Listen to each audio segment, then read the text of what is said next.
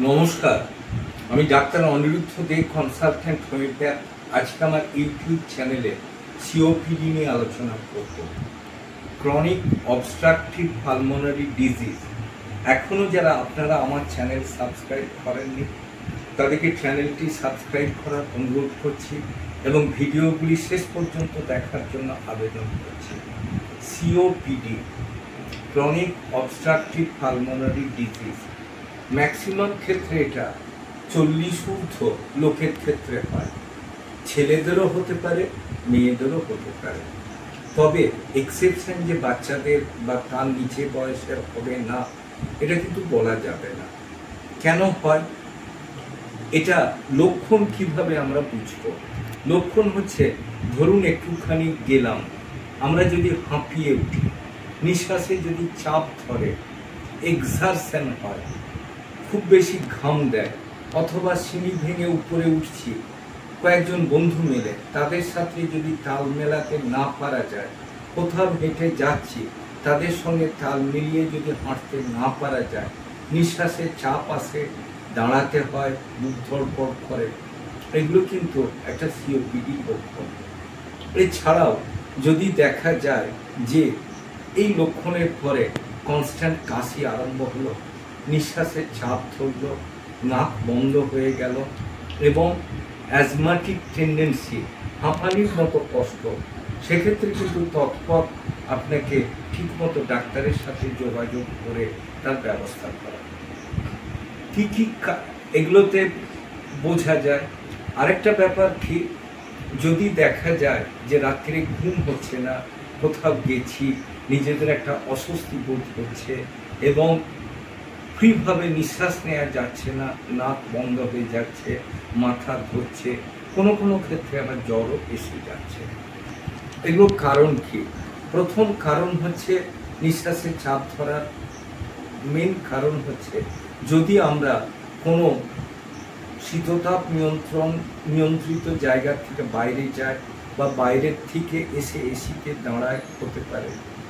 যদি হঠাৎ আমরা ঠান্ডা জল খাই বা কোল্ড ড্রিঙ্কস ইত্যাদি ব্যবহার করি, হতে পারে। আবার দেখা যায় যদি আমরা মেঝেতে শুচ্ছি, বারবার চান করছি, শরীরের কোনো যত্ন নিচ্ছি না, সেক্ষেত্রেও হতে পারে।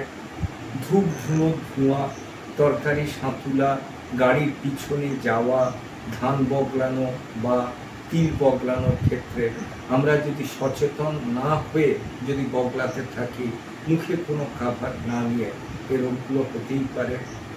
এবং সর্বোপরি আমরা তাড়াহুড়ো করে কিছু করে এসে সাথে সাথে জল খেয়ে যদি ঘুরতে থাকি, হতে পারে। তবে এই কারণগুলো যে বলছি যে সবার ক্ষেত্রেই হয় এটা নয়, এটা কিন্তু মেনলি নির্ভর করে ইমিউনিটির ওপরে। মেয়েদের ক্ষেত্রে কি হয়, যদি তারা কাজের ভেতরে যদি ঘেমে যায়, জামা যদি চেঞ্জ না করে সেটা যদি পাখার হাওয়ায় শুকিয়ে কাজ করে, সেক্ষেত্রে তাদের ঠান্ডা বসে এগুলো হবে। আবার যখন তারা তরকারি করছে, ওই ধোঁয়াতে হতে পারে।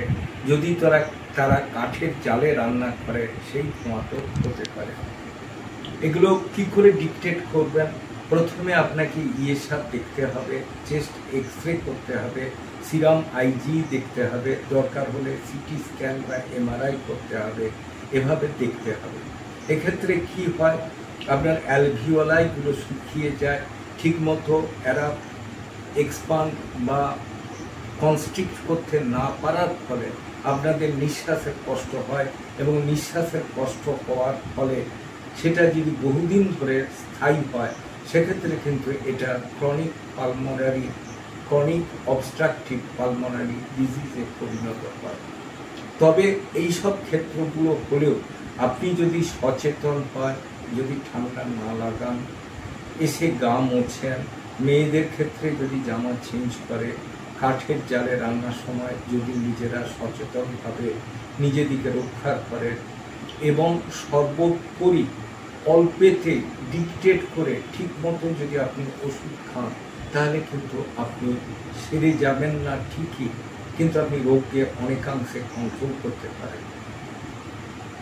আমার চ্যানেল যদি আপনাদের ভালো লাগে অবশ্যই লাইক করুন, শেয়ার করুন, কমেন্ট করুন, সাবস্ক্রাইব করুন। প্রয়োজনে আমাকে 9434183198 যোগাযোগ করুন। ভালো থাকুন, সুস্থ থাকুন।